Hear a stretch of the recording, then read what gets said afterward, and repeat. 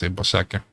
Jis yra teisus, Rusija yra karo mašina ir čia niekaip kitaip ir nėra ir visą laiką tai buvo ir panašu, kad nusimato bent jau apčiupimoje ateityje, kad taip ir bus toliau.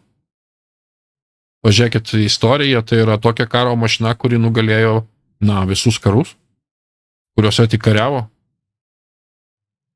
Ar tai gerai ar blogai, čia yra kitas klausimas. Ar tai gerai ar blogai rusams patiems, čia dar vienas klausimas. Bet jie yra iš tikrųjų karo mašina, tai reikia pripažinti. Ir ta karo mašina dabar apmėtė Šiaurės Korėjos pateiktom raketom Ukrainą.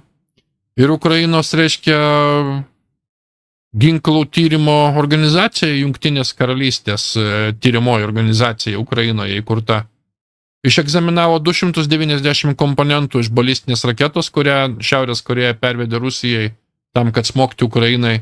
Ir atrado, kad 100 iš tų detalių buvo sukurti Europos ir Amerikos kompanijose, pasirodo.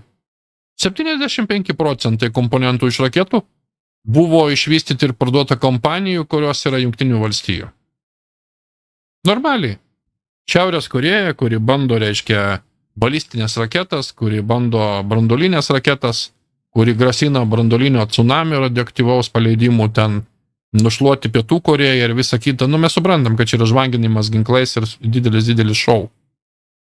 Bet esmė tokia, kad jų ginkluoti 75% raketose detalių yra Šiaurės Amerikos.